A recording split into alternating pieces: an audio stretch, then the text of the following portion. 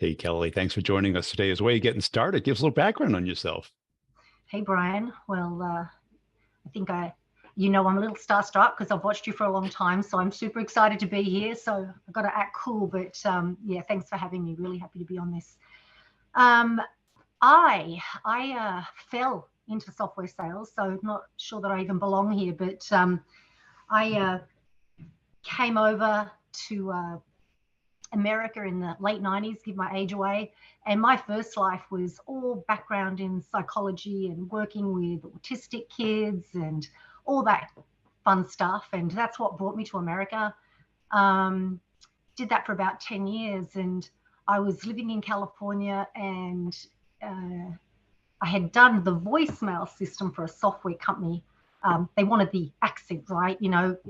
It's more Americanized now, but it was, hello, you've called, blah, blah, blah. And off I went. And um, about a year later, in the middle of the recession in 2009, when no one had jobs and everything was falling apart, I get a call from this software company saying, hey, we're hiring and we wanted SDRs, right? Starting at the bottom, making cold calls. And I was like, I don't know anything about software. Oh. And they convinced me to come up and have an interview. I needed a job. So it was Yeah, like, so you were motivated. yeah, okay. And it paid awfully. And it was like rock bottom because I had left working with the kids at that point. And so when I got in there, Brian, I found myself kind of dragged into this training overview of the product. And it was all the emergency notification, crisis communication software. So it was exciting, right? It was saving lives and you push out a message. And as I watched it, like I got it. I'm like, whoa, this is cool, And the light bulb went off that software's not like computers. It's a thing that helps people, and it could Yeah. be anything. So I kind of just started there. I don't think I ever really said yes. They just kind of dragged you along, and next thing you're working there. So that's kind of how I started, and made no money to start with, but I was a little older, so I had sort of, I wasn't new in my career because I'd done stuff before. But I got really lucky because, I started cold calling. I was pretty successful at it. And then I got lucky in that there were a couple of really good role models there that were in enterprise sales that became mentors from day one. And I never really looked back, and I've kind of started out in the trenches and went from there. And what did you like about it? Well, I certainly didn't like the money to start with, that's for sure. It's good now once you're in enterprise sales, but Yeah.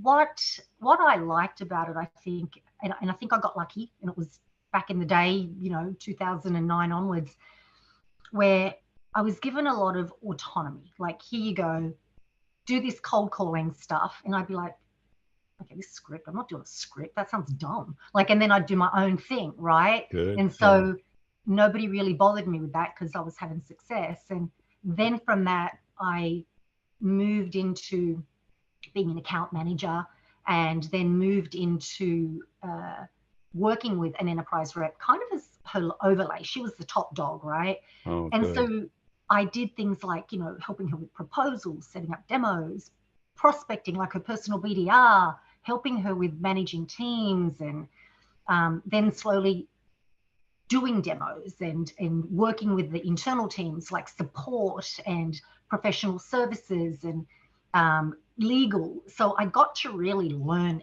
every business line externally, internally.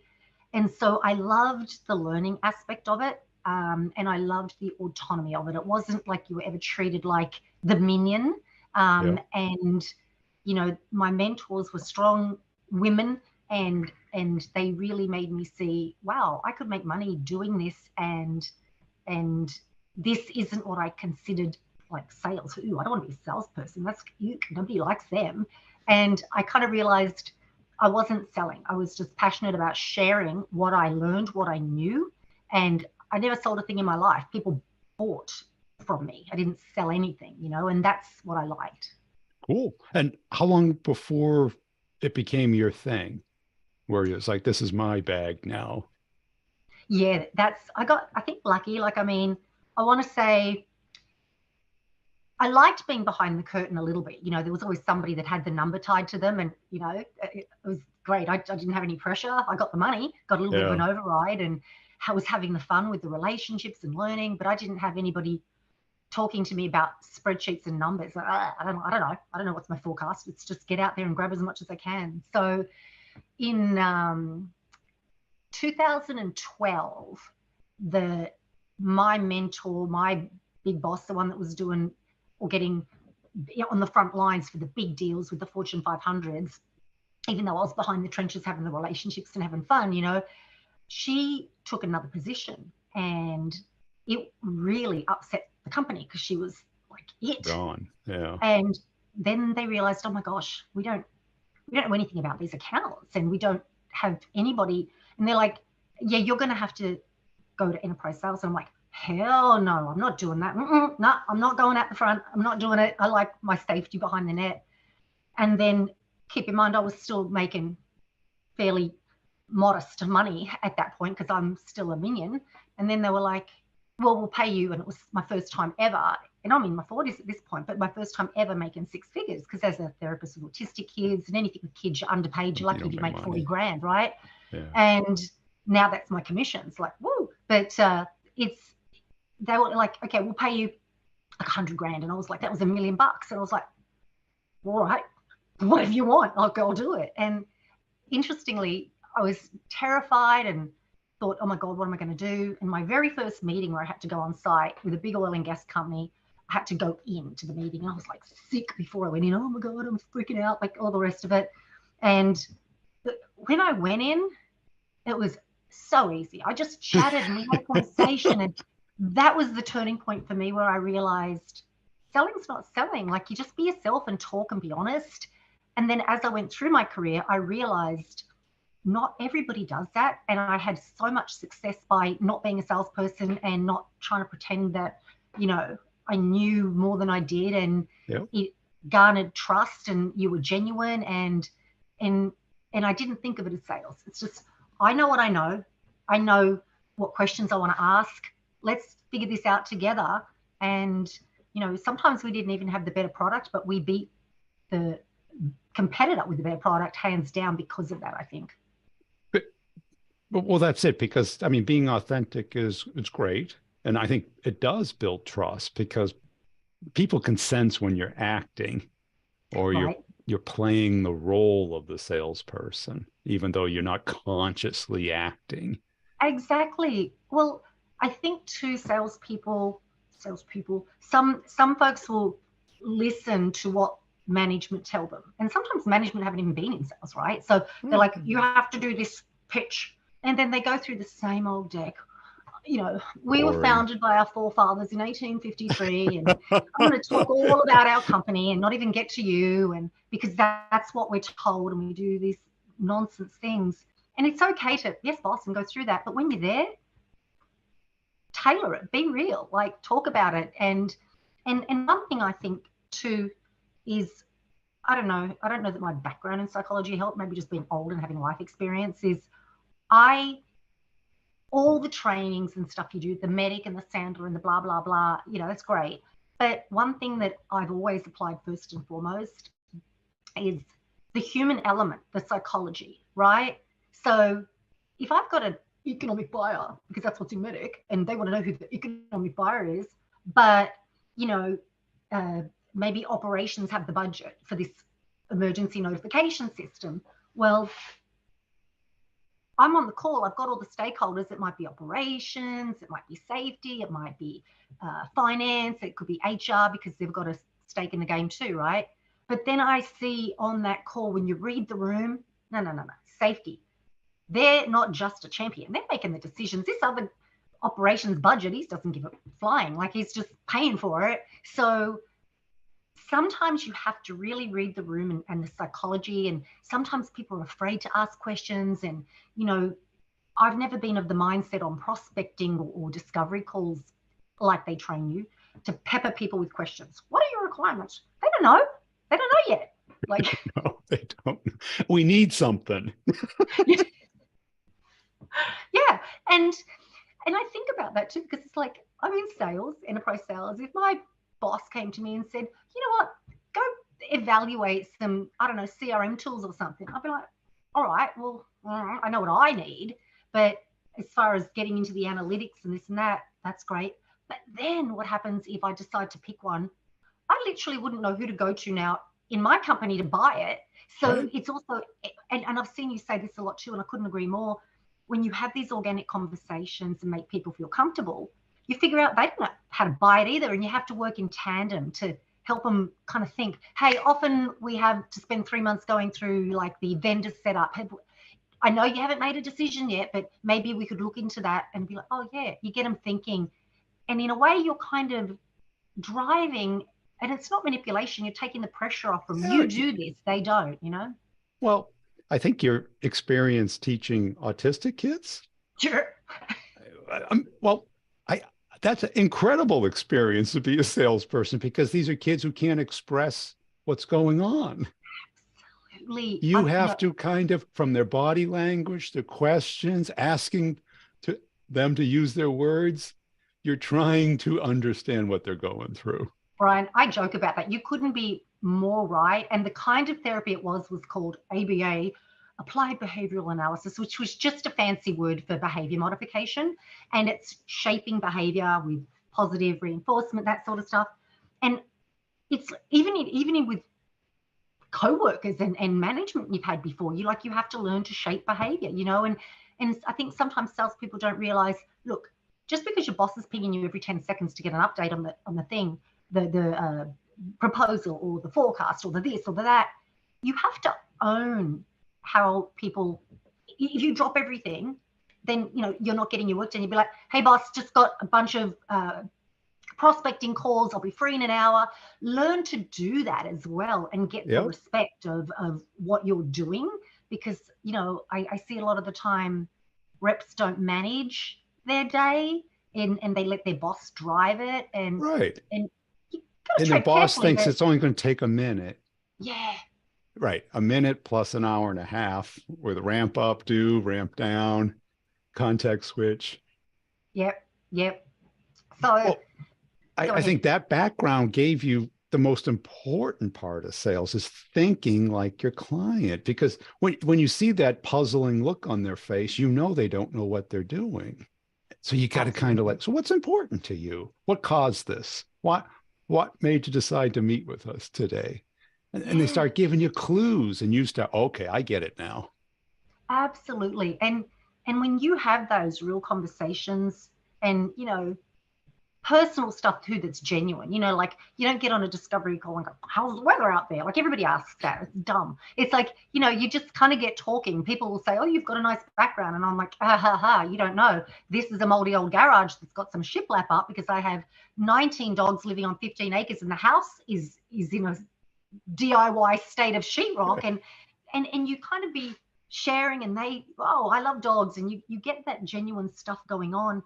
And then from that, you find out, are they wanting to do this? Have they been forced to evaluate? Are they about to quit their job? Like, are they looking to be promoted? Can you help them get promoted with being successful with this tool?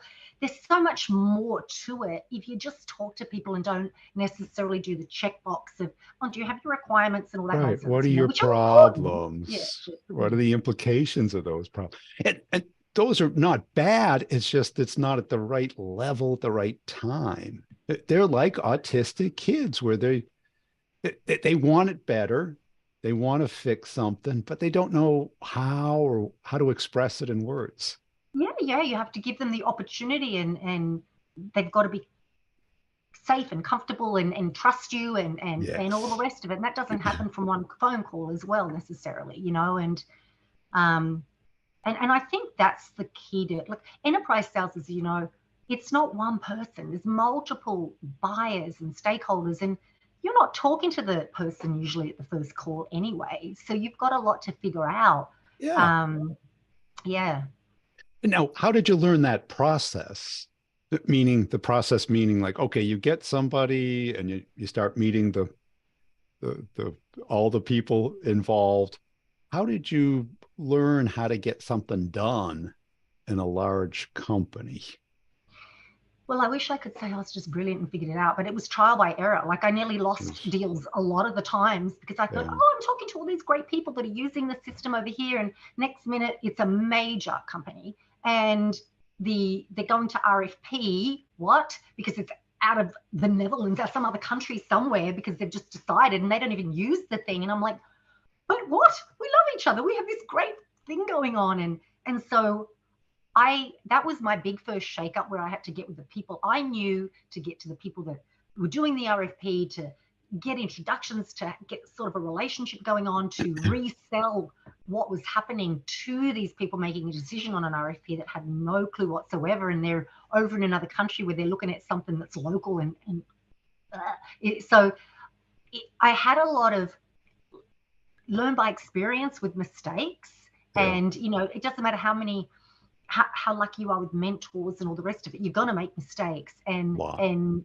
yeah, and sometimes it's because you're just human, or you're too busy, or you got complacent or whatever. But I think when you can learn from those mistakes and apply it the next time to really, and as you said, when the time's right, figure out who really owns what, who's in charge of what, check in regularly to see if things have changed, because you could have a new hire come on board that's an executive, or a senior person who came from a place where they used a different tool, and he might be, or she might be, aiming to get that tool brought over. So if you don't stay in touch regularly and build these relationships, just because it's in there doesn't mean it's going to stay in there. So you've Yeah. always got work to do.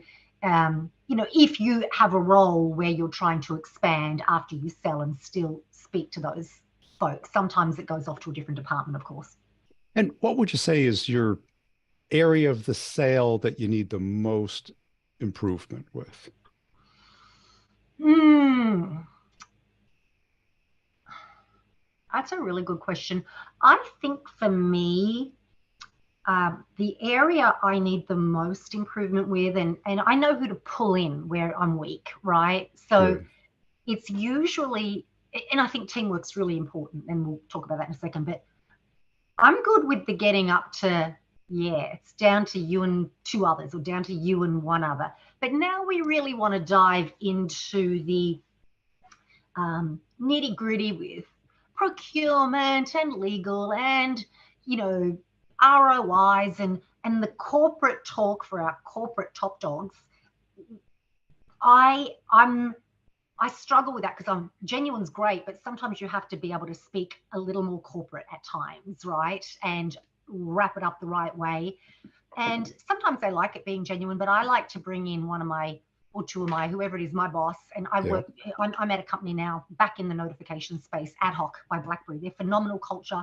And, my boss will come on in, and he's genuine too. And we'll tag team it. I'm in the trenches with the people. I'm genuine. They trust me. But getting that layer of senior executives to speak senior executives, that's not something I do brilliantly, and I lean on the team for that, and that's what they're there for. So, Yeah. when I try to do it myself, I don't know that I could use work there. Yeah, I'm just that Australian, how's it going? I need to get a bit more polished. Well, I mean, being great with that building of trust and the complex sale is good, but then you have to understand how big companies make big decisions, Absolutely. right? And you can't really directly ask because they don't know and they'll tell you what they think they know, which is usually wrong. I make the decision, or they'll do whatever I recommend, or the committee will meet on Thursday at 3 o'clock and you'll see smoke come out the window if it's you. No, that's not how it's done. Right? Exactly. It's Exactly. kind of this ad hoc thing. You got to get to whoever really is responsible for this and talk their language. Yes.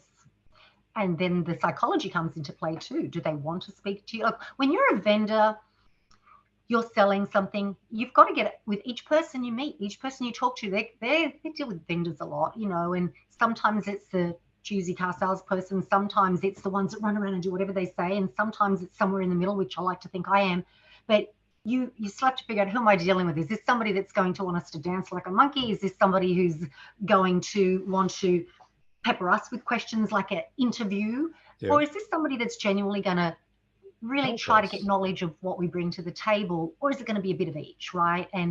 And how are we going to get this person's trust? Because they're coming into it a lot of the time with preconceived ideas of a vendor and what they're going to be bringing to the table. Now, what do you wish you knew back in '09 that you know today?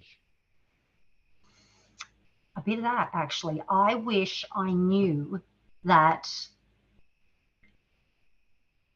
people, they're not coming to us knowing what they want to buy or what the process is. And I can drive. I don't have to run around in reaction to everything they demand. In my Yeah. early days, be like, they want a demo, they want a demo, you know, Let's go. Fire drill. Yeah.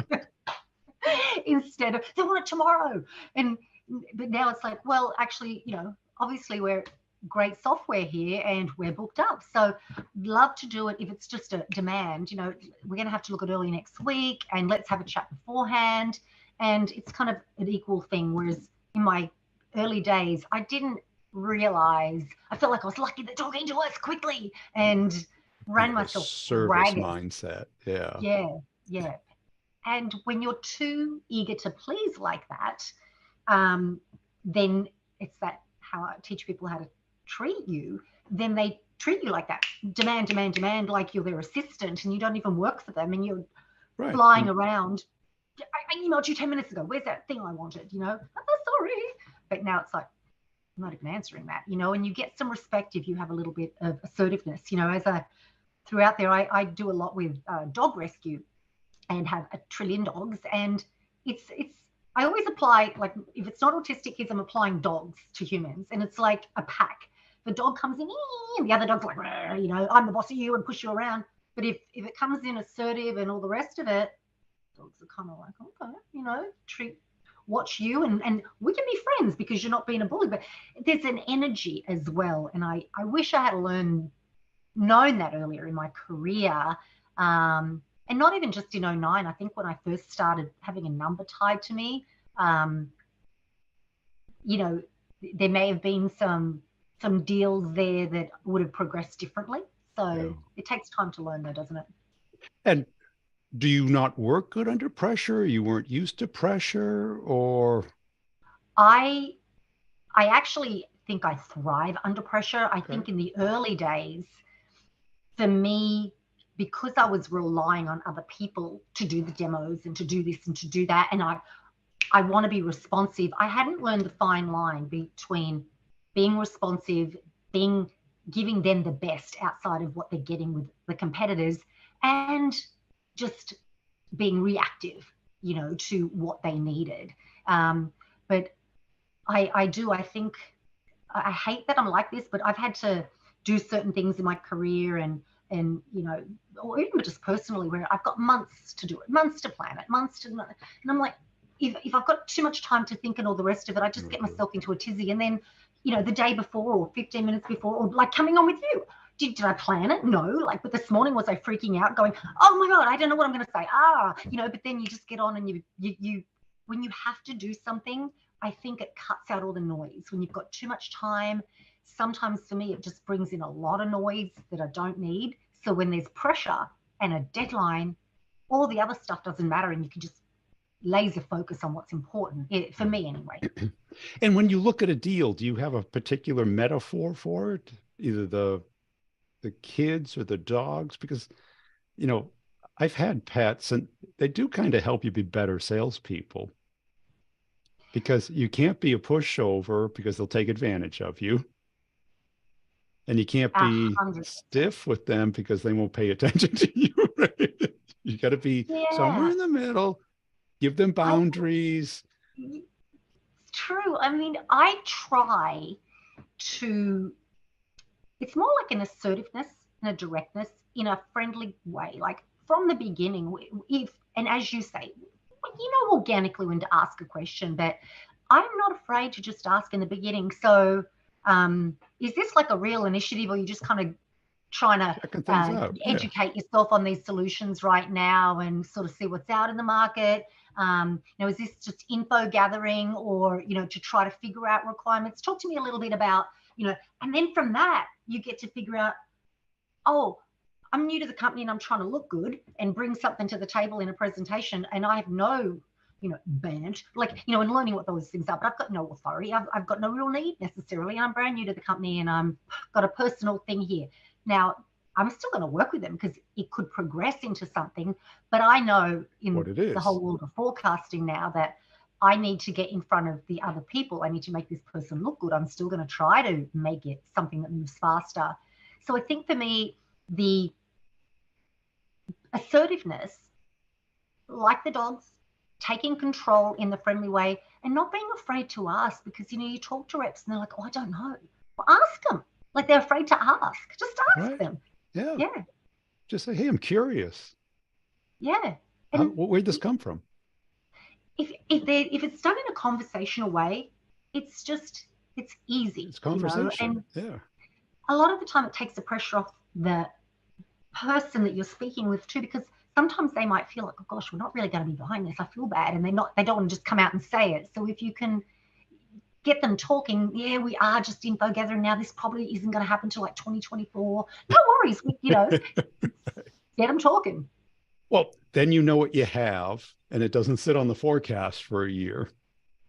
Yeah. And that's great when it's on the forecast and you push it out, because it's in those reports and when's this closing, and even if it was realistically closing by like the end of the year, management wants you to close it this quarter. So you want to put it out there anyway. Yeah. And when other reps come to you, what do you typically see them either doing wrong, or what type of advice do you typically give them? Yeah, I try to be a part of, and I've been lucky to work with some great folks. Like, I believe it is important as a rep, enterprise, or whatever it is, to be a team, even though you're an individual contributor and you've got a number to meet. You get companies sometimes where they're just like competitive and, they don't want the others to succeed. And you can learn so much from each other, and not have to reinvent the wheel and then learn what's going on. So I've always encouraged our own, we used to have this Teams chat, family minus dad chat. So it was us, the enterprise team, without our VP, right? And we really kept that connection and shared ideas, what was working, what wasn't, without it being driven by any formal agenda from management. With all due respect to management, it allowed us to want good for each other. So when we got to learn each other's strengths as well. So we weren't afraid to kind of say, hey, what are you doing for prospecting? And then, you'd look at their email and you'd be like, that is so dumb. That's so generic. Like, this is enterprise. And you'd be like, well, what did you, you can have that relationship and help each other. Yeah. And I think what I see reps that have less experience doing wrong, I was guilty of it myself, I think too, is not taking the time to, if you're prospecting especially, to understand who you're reaching out to and make it matter, and quality, not quantity, and make it something they're going to read, and there's just take that time, regardless of what metrics you need to be showing on your reports and all the rest of it. And another thing I see them doing wrong sometimes is RFPs. Usually there's a department that does RFPs and they throw it over the fence and they get back something and they spit it out. And I've never had an RFP yet that I haven't gone in and put my own touch on and put in the extra stuff. I don't expect the RFP team or the proposal team to be doing the extra stuff. Yeah. Apply what what you've learned to really make it easy to read. No, they've done the extra mile. If there's comments, in the spreadsheets, if there's a section for comments, but they don't actually require them, and the RFP folks have done yes, no, I will spend a weekend putting in comments that sell it. Do you integrate with Workday? Yes. Then I'll say something about we integrate with pretty much anything and everything. In addition, something, use it as to stand out and be different and sell and educate, because everybody's just going to go, yes. And what if somebody doesn't and you just did, and they've really taken the time to get them excited about what you do? And I think that's something that I see happen a lot, where they think, well, you know, bigger companies, as you get bigger, when they have those proposal teams, don't rely on them to do all the work there. Yeah, great. Hey, I really enjoyed talking to you, Kelly. Where can people go to connect and follow you? Hey, I am on LinkedIn, Kelly Williams. Oh, and you know what? Let me tell you, in the 30 seconds we have left, I did my very first TikTok, Kellaroo's Rough Ranch. I've never done TikTok because I do rescue dogs. Brian, it went almost viral. I got 17,000 people overnight, but it's all a good cause. I save all these dogs that have been abused. So watch me there, and you're saving dogs, not helping me. So Kellaroo with one L, Kellaroo's Rough Ranch. It's been a pleasure.